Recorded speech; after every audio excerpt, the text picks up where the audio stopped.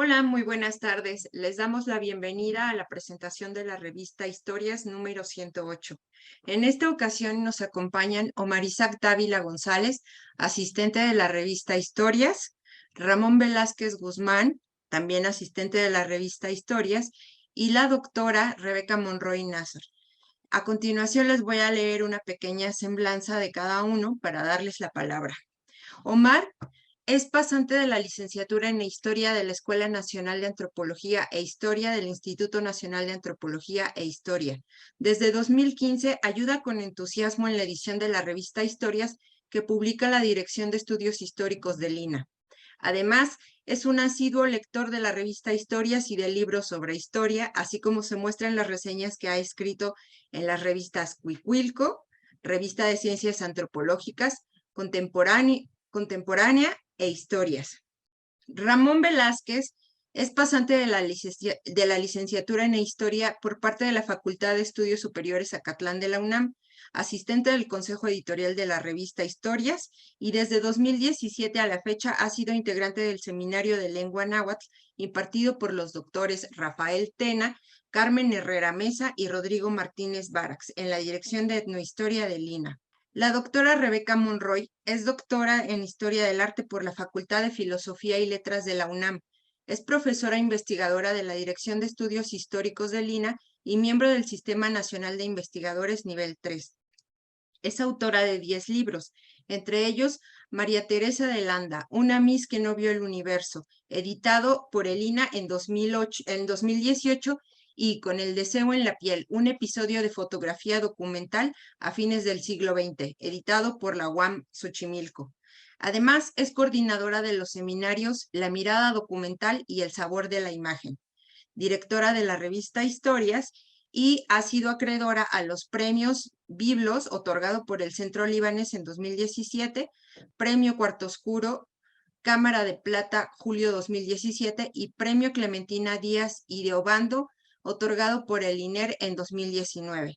Adelante. Muchas gracias, muy buenos días a todos, muy buenos días y buenas tardes y buenas noches para quien se apegue a este programa en cualquier hora porque va a estar en una vía de mediateca y va a ser sensacional que puedan vernos en la presentación de esta revista número 108 de la revista Historias, que corresponde a enero-abril del 2021 y ya sabemos que estamos en el 22, pero ahí vamos trabajando cotidianamente para poder elaborar esta revista y tenemos con nosotros a Omar Isaac y a Ramón Velázquez, quienes son compañeros invaluables en la creación de esta revista.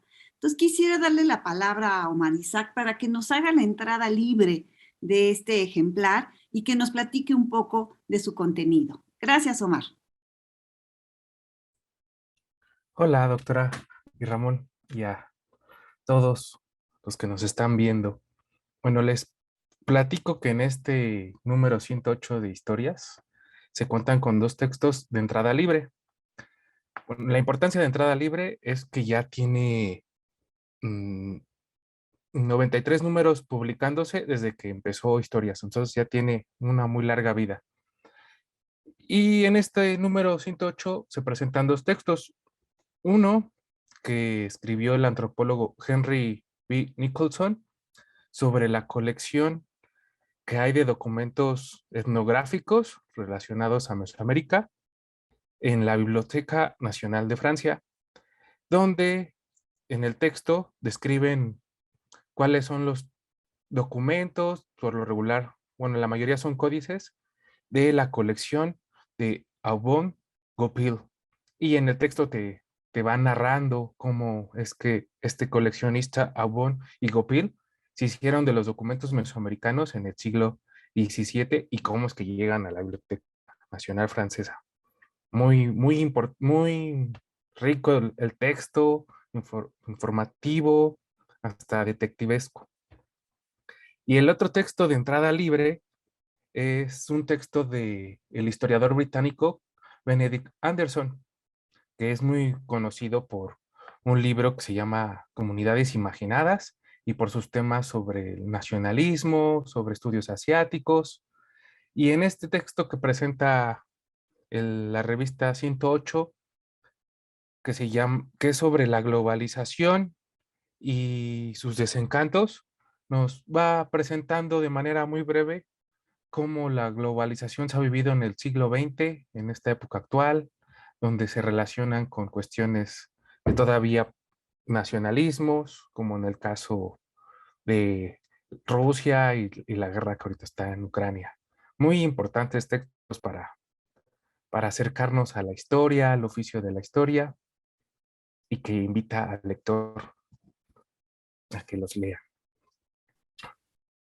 Muchas gracias, Omar. Sí, es cierto, esta entrada libre es una de las características básicas y primordiales de nuestra gran revista, que ha perdurado a través de los años y que por lo general realiza Otoño Saborit. Saldrá pronto un estudio de quienes han colaborado y estaremos pendientes de publicárselo aquí a nuestros amigos y escuchas.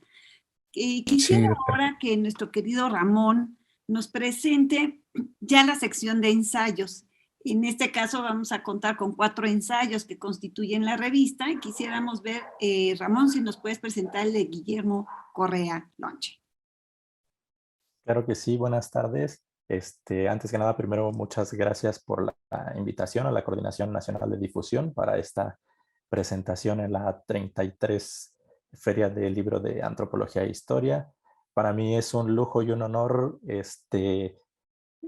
participar en la revista Historias con la doctora Rebeca como directora, con los demás miembros del Consejo Editorial, el doctor Rodrigo Martínez Barax, la doctora Ana Rivera Capó, el maestro Edgar Omar Gutiérrez, el doctor Antonio Saborit, la maestra Rosa Casanova y la doctora Rosa Meyer.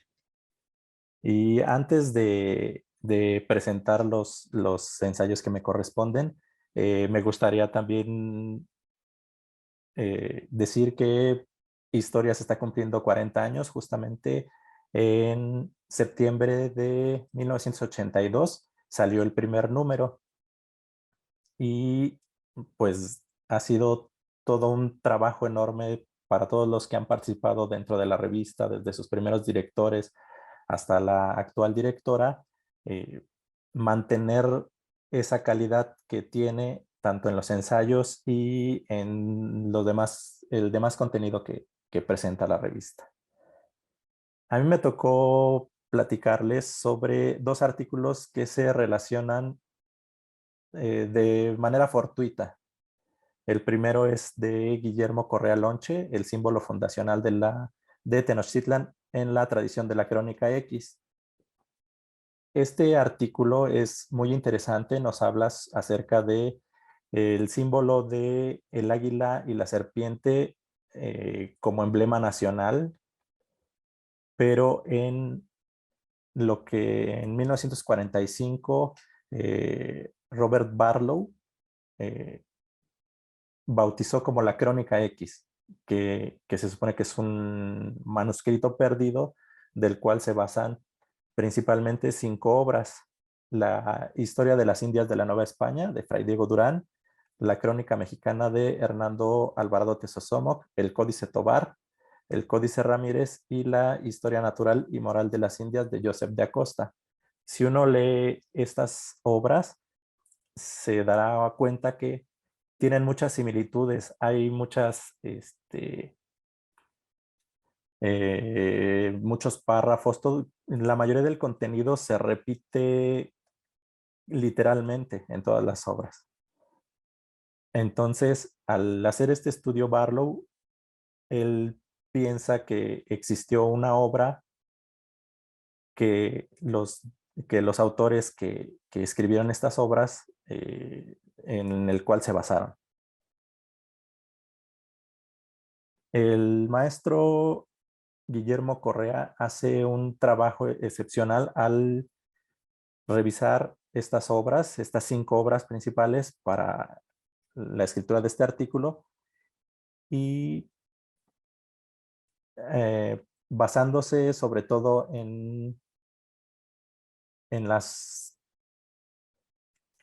el maestro Rafael Tena, hace una reconstrucción de la Crónica X y nos presenta todo un contenido hace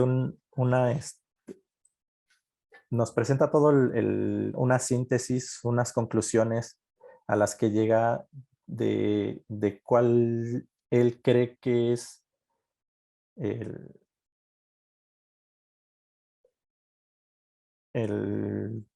de donde se deriva toda esta tradición.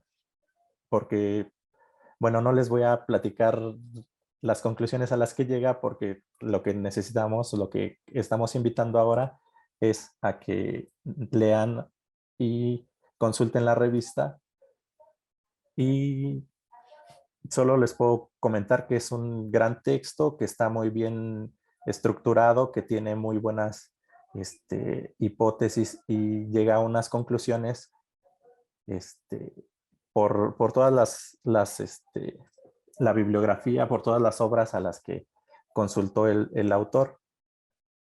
Claro, además de destacar a nuestro queridísimo Rafael Tena en medio de estos textos, ¿no? Que va a aparecer en varias ocasiones en esta revista 108, ¿verdad, Ramón? Así es. Muy bien. Si quieres, presentamos la segunda de nuestros ensayos. Claro que sí. El segundo ensayo es el del doctor Esteban Sánchez de Tagle. Como les comentaba en un principio, estos dos artículos están relacionados de forma fortuita, porque el artículo del doctor Esteban Sánchez de Tagle habla sobre la ciudad hispana en la colonización iberoamericana. Lo que plantea el doctor Esteban Sánchez de Tagle es que a raíz de la conquista, las ciudades en este lado del continente, todas las ciudades que empezaron a fundar los españoles después de la conquista, incluyendo Nueva España, Perú y las demás ciudades, siguieron un orden basado en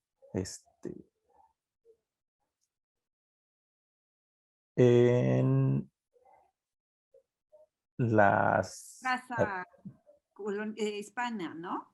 O algo así. Sí, pero más que en las trazas hispanas, en las trazas mediterráneas, de allí surge. Entonces, el doctor Esteban Sánchez de Tagle ha hecho, es muy conocido, tiene una gran trayectoria, sobre todo sobre historia urbana, el urbanismo.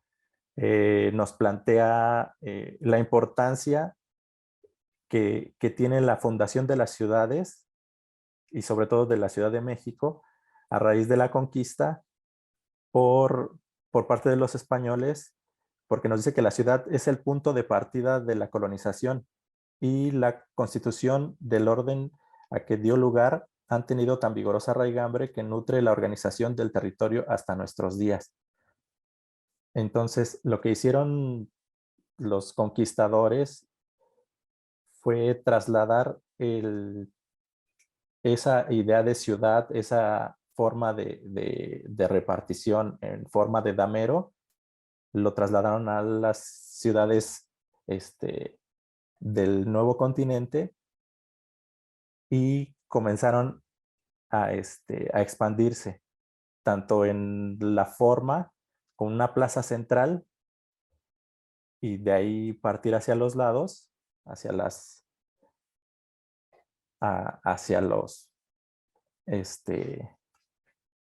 hacia las demás latitudes, como para, como con los nombres, los propios nombres de el Nuevo León, la Nueva Galicia, etcétera. Entonces, la Plaza Mayor es la esencia en las villas que fundaron en América. Y la fundación de las ciudades, más que erigir una ciudad física, creaba una sociedad. Al concluir un ritual fundacional, se había constituido un territorio.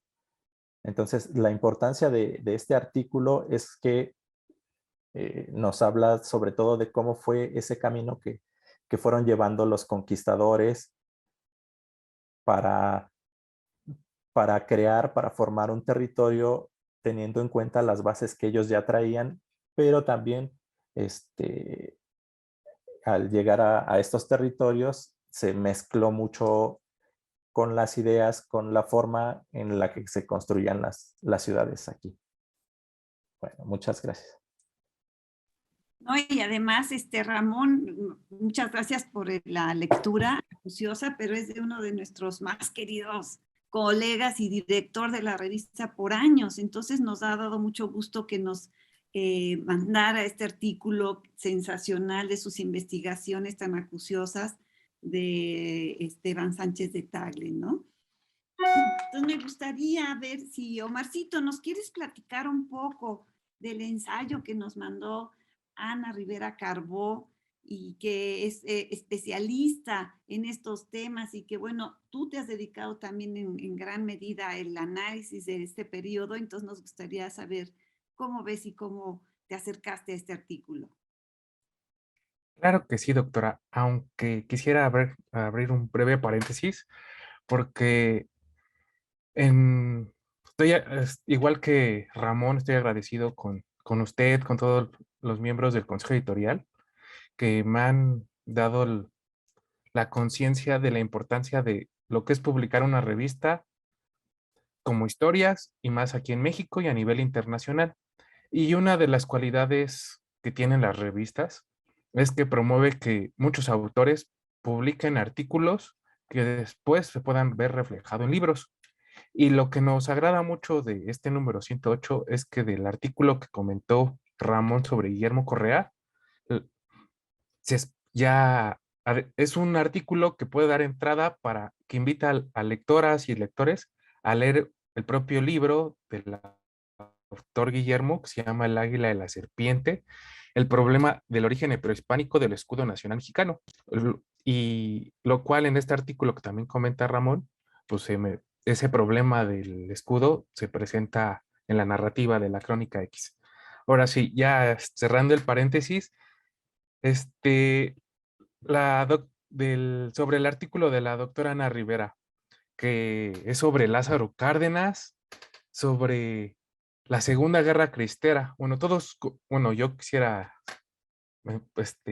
entender que todos sabemos cuándo fue la Primera Guerra Cristera, que fue en la década de 1920, de 1927 a 1929, durante el gobierno de Plutarco Elías Calles. Pero, aunque por fechas entre historiadores cortamos de tajo que termina un proceso, realmente el proceso en que terminaron los conflictos religiosos en México todavía se alargaron hasta la década de 1930 y Lázaro Cárdenas tuvo que poder, desde su forma de gobernar, de su forma de hacer gobierno, con su experiencia como gobernador de Michoacán y luego como presidente, pues poder solucionar estos conflictos religiosos.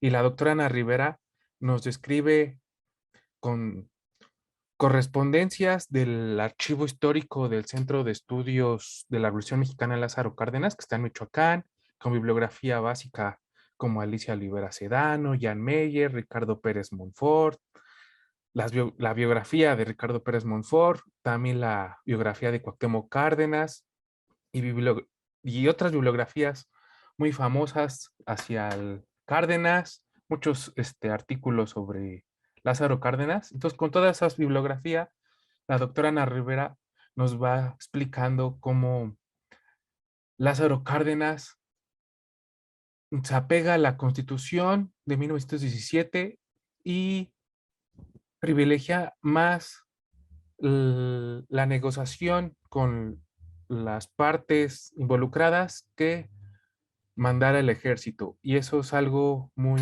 rico para ver cómo se construye el estadista y que también deja al lector para que siga leyendo más sobre Lázaro Cárdenas y las biografías que va citando la doctora Ana Rivera. Un agradable texto, como toda la revista.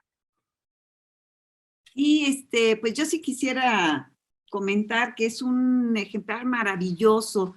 Ya cuando lo vamos armando en el camino, como dice Ramón, parece que van llegando los textos así, un poco ad libitum, y de repente se arma y el armado queda muy bien estructurado, es un tejido muy interesante, porque se van tejiendo uno con otro. Aparentemente estos tejidos infinitos que se van tejiendo de la historia y ahí están confluyendo y creo que en los casos que ustedes mencionan de los ensayos se va viendo muy claro, lo de Tenochtitlan con la traza urbana, con lo de Lázaro Cárdenas y en este caso también lo del estudiante de doctorado en Historia y Etnohistoria en la Escuela Nacional de Antropología e Historia de Ángel Chávez Mancilla. Va a ser muy interesante cómo se ancla en el anterior, en este artículo de la doctora Ana Rivera, que es un artículo muy bueno que antoja, que se antoja leerlo y profundizarlo como todos los artículos que están armados en esta revista, porque además nos va a hablar de la aproximación a la trayectoria intelectual de él y de Gortari de 1936 a 1987. Aquí lo interesante del caso es que justamente dada la política educativa de Lázaro Cárdenas, de la educación socialista, Elie de Gortari, que nace en 1918, se va a enganchar en esto. Y a partir de ahí, o por lo menos es lo que anuncia el estudiante Ángel Chávez Mancilla, a partir de ahí se va a profundizar, a analizar y a involucrar absolutamente, ¿no? Como un filósofo de la ciencia. Él que estudió ingeniería, que de repente abandonó porque no estaba del todo convencido, supongo, va a ser un filósofo profundo que se va a dedicar al marxismo ortodoxo, ¿no? Entonces, esto es muy interesante porque va a trabajar desde la perspectiva de aquí de México y se va a separar en 4 periodos que va a ser Ángel Chávez Mancilla del 36 al 55, que son sus antecedentes, después del 55 al 68, que es el pleno desarrollo productivo, y nos va a presentar un periodo muy importante en la vida de Gortari, que es del 68 al 71, es su periodo de cárcel en Lecumberri, que esto, por supuesto, es una parte muy formativa de todos estos personajes e intelectuales que se involucraron con los movimientos estudiantiles y del 68, y posteriormente, del 71 al 87, nos va a presentar su lógica y su metodología alrededor de la dialéctica.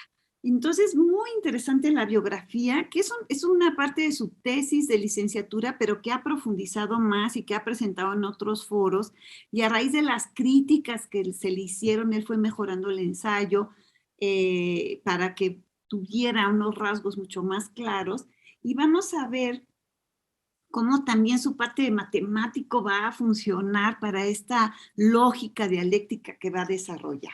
Entonces, su trabajo dentro de la filosofía de la ciencia, del materialismo dialéctico, de la dialéctica como parte central de la ciencia, porque aquí sí va a transformar absolutamente esta metodología positivista y al meterse y al enlazar lo que es la dialéctica en la lógica de la ciencia, va a ser una forma de pensamiento totalmente diferente.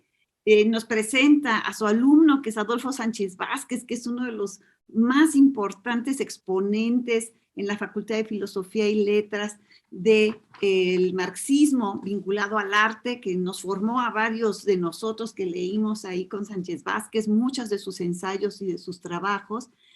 Y en 1955 va a hacer su tesis doctoral, ¿no?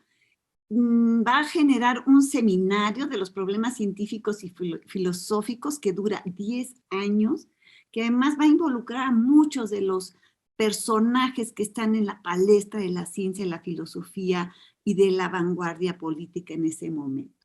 Cerca de 90 publicaciones, 15 títulos, un diálogo entre la ciencia, la historia y la filosofía.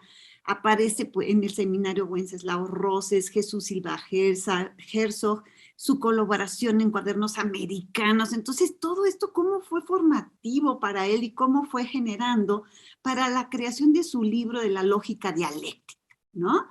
Él, enfrentado a la lógica formal, esta lógica dialéctica que emana del materialismo histórico y dialéctico, ¿no? Que va a ser todo un método muy importante que todavía es muy vigente, sobre todo en los estudios de historia.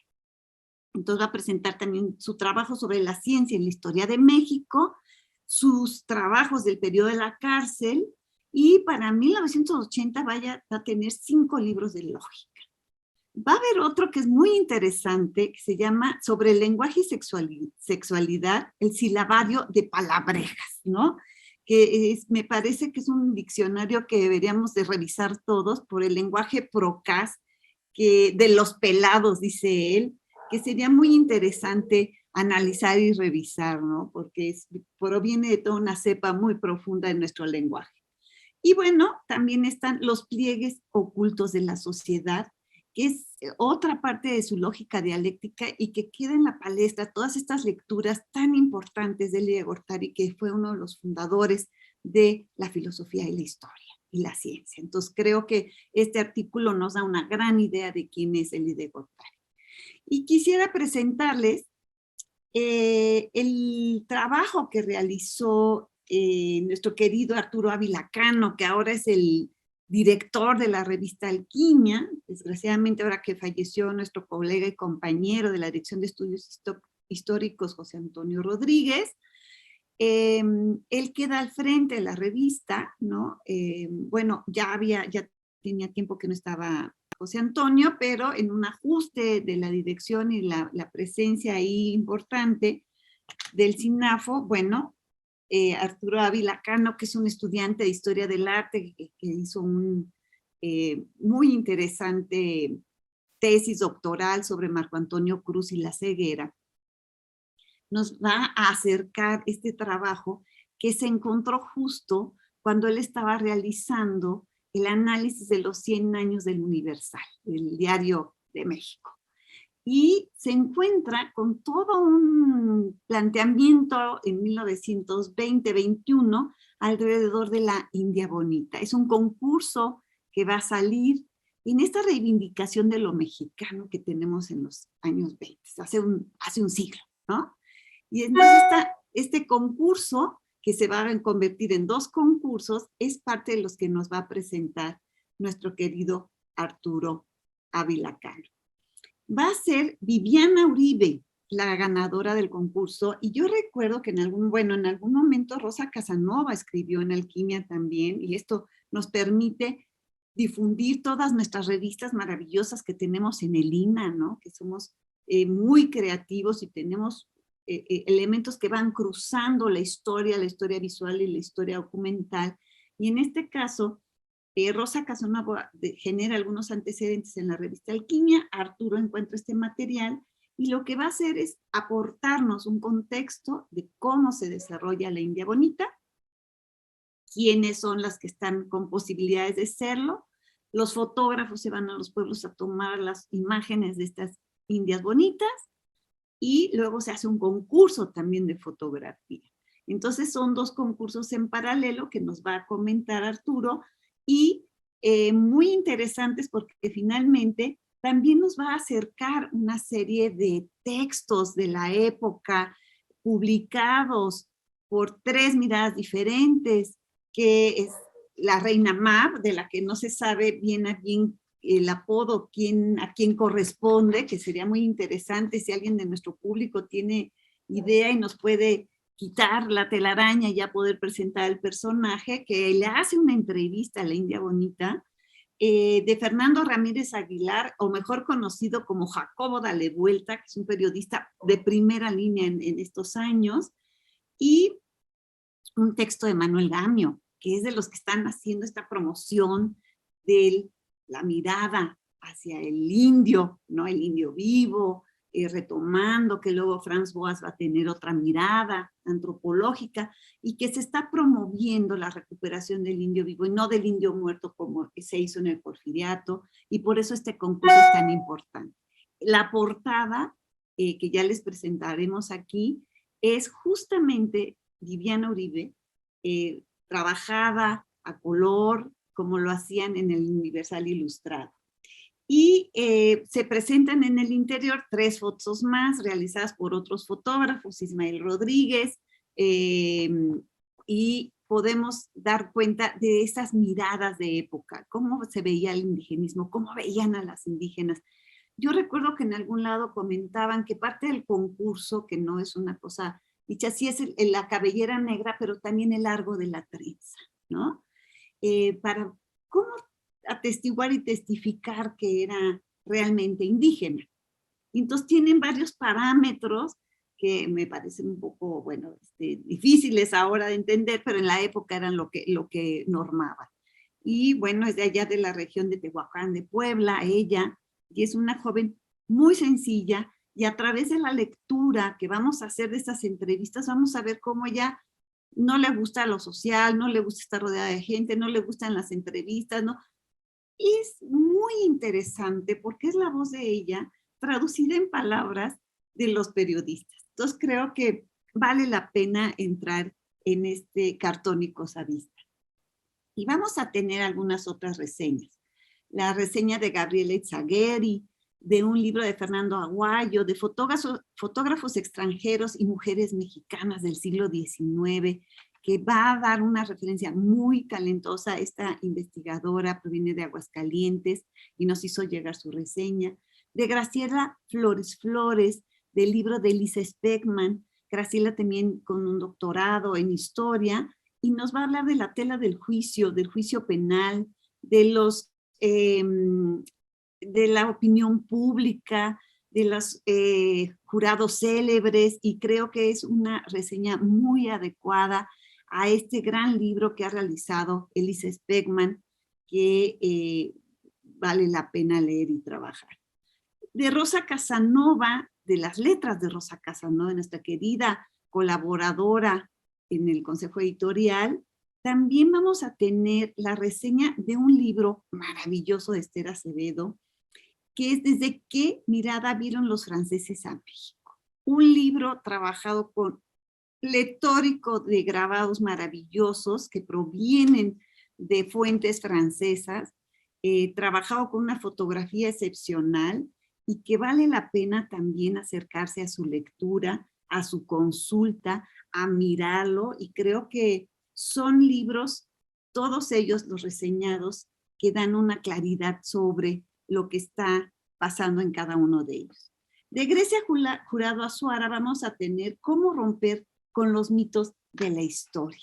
Entonces, esta reseña cierra nuestro querido ejemplar número 108, y de alguna manera nos va a presentar una visión generalizada, sí, desde la época prehispánica hasta, o las diferentes discusiones que hay alrededor del escudo nacional, hasta los más recientes trabajos que tenemos del siglo XX. Entonces, creo que ha sido una revista muy buena, no es porque nosotros la hagamos, pero sí léanla, consúltenla, bájenla. Nuestros últimos ejemplares de Pandemia han sido realizados de manera virtual, se pueden consultar en la mediateca, y por eso estamos muy agradecidos con esta 33ª edición de la Feria Internacional del Libro de Lina, porque nos permite acercarles nuestro trabajo, la gran labor que ha hecho este Consejo Editorial, que ya nos hizo favor Ramón y Omar de señalarlo, porque este es un trabajo colegiado, es un trabajo que hacemos entre todos. Nuestros asistentes son parte profunda de este trabajo, y consideramos que el trabajo en conjunto, tenemos reuniones mensuales, ha permeado que sea una revista de grandes visos, de grandes planteamientos, de profundidades. 40 años se dice fácil, no lo es. Aquí está, se mantiene. Hemos elaborado ya el número 109, 110, 111. Estamos elaborando ya el número reciente que correspondería a agosto del 2022. Esperamos que tenga agilidad y posibilidades de irse publicando, que bueno, ha habido diferentes problemas al interior que nos han detenido un poco, pero confiamos en que pronto podremos ponernos al día con nuestra revista, porque es una revista muy importante, la Dirección de Estudios Históricos, que ha respetado, y debo decirlo, ha respetado su propia dinámica, no ha roto con sus tradiciones en términos de lo que nos parece importante para las comunidades de historiadores. Entonces, en este sentido, las aportaciones que hacemos, la manera en que se presenta, el trabajo colegiado va dirigido a esto, a que sus lectores puedan tener una apreciación profunda de la historia, no solo mexicana, latinoamericana, tenemos por ahí artículos también de otras latitudes, y deseamos profundamente que sea una revista pues que les llegue, que les interese, que lean de manera virtual. Ya la podemos bajar, la podemos tener aquí en nuestra computadora, podemos leerla y esperemos que salga en papel en algún momento. En este caso pues se les notificará a todos nuestros escuchas y a nuestros espectadores. Ramón, ¿quieres agregar algo? Omar, me encantaría si quieren completar de alguna manera pues la presentación de este número 108 de nuestra revista Historias.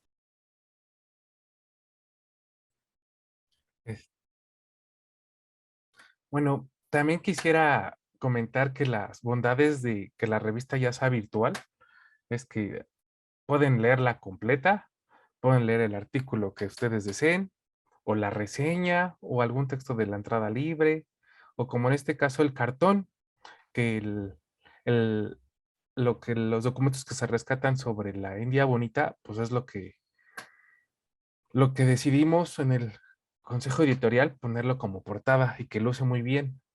Y invitar a todos a que sigan leyendo historias, que sigan sumándose más años de haciendo historias, leyéndola, haciéndola. Y también quisiera comentar que entre las reseñas que nos comentó la directora de la revista, Rebeca Monroy, que se publicó también otra reseña de Laura Pascuali, que es una investigadora de Argentina, que es una reseña sobre cómo se construye la solidaridad en muchas partes geográficas de América Latina. Todo es muy importante yo disfruto mucho haciendo la revista y espero que ustedes leyéndola también lo hagan. Muchas Tienes gracias. razón, Omar, perdón, se me fue, cierto, la reseña de Laura Pascuali, que es del libro que coordinó Patricia Pensado y Gerardo Necoechea, que son recorridos solidarios, trayectorias individuales y montajes colectivos en la historia reciente. Es un libro maravilloso porque nos presenta a partir de un seminario de historia oral en la Ciudad de México diversas voces y diversos investigadores que van a confluir en el análisis desde la historia oral con toda una metodología muy importante, y pido una disculpa que se me fue esa voz, cómo se construye la historia oral en casos muy concretos, ¿no? Entonces, cada uno de estos investigadores que se presentan en el libro realizado por Patricia Pensado y Gerardo Necoechea, que es colega también de la Dirección de Estudios Históricos, nos van a dar visos muy claros de qué es la solidaridad, de cómo la solidaridad de clase, la solidaridad individual, pero en colectivo, de cómo se va a ir construyendo dentro de la izquierda, de la vida obrera, en fin, de diferentes elementos que se van integrando y cuáles son estas experiencias de solidaridad. Entonces, es un libro realmente muy interesante y creo que también es importante acercarse a él y a su lectura. Entonces, bueno, pues muchas gracias por recordarme esto. Igual el libro de Grecia Jurado, no comenté, de David Fuente Adrián, La disputa de la ruptura, este movimiento que hubo en los años 50 con el muralismo entre 1950 y 1970. Es un análisis que Grecia Jurado, estudiante del doctorado en Historia del Arte, nos acerca a partir de los conflictos estéticos que se generan a mediados del siglo XX. Es un muy buen libro porque ha sido muy cuestionada la ruptura, ¿no? Como tal, un movimiento que se autoproclamó así frente al muralismo y me parece que es uno de los puntos nodales de nuestra historia del arte. Pero sí, muchas gracias por recordarme. Ramón, muchas gracias, por favor. Bueno, muchas gracias por la invitación y además de hacerles la cordial invitación a que lean la revista, no solo el número 108, sino los demás números que se encuentran en la mediateca, también me gustaría hacerles la invitación para que colaboren con nosotros mandando reseñas, mandando ensayos, para que se publiquen y aquí en la revista seguir manteniendo tanto la publicación como la calidad porque nosotros tratamos de ofrecer artículos de calidad, por eso mandamos a dictaminación a doble ciego los artículos para que la revista, que ya se ha mantenido por 40 años, dure mucho tiempo más con esta misma calidad de trabajos que, como dice Omar, los realizamos con mucho entusiasmo. Muchas gracias. Pues así, queridos amigos, nos despedimos de ustedes, invitándolos a leer todas nuestras revistas. Tienes razón, Ramón, hemos subido desde el número 1, están subidas en la Mediateca, eso es muy importante decirlo.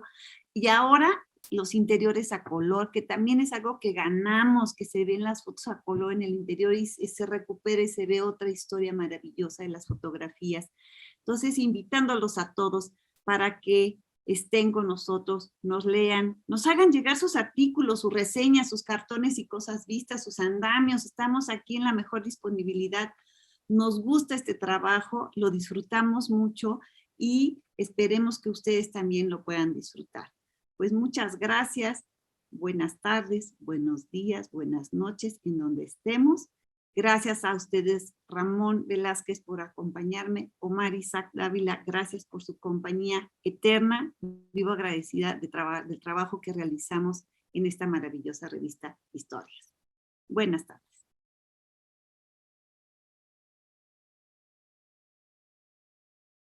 Gobierno de México.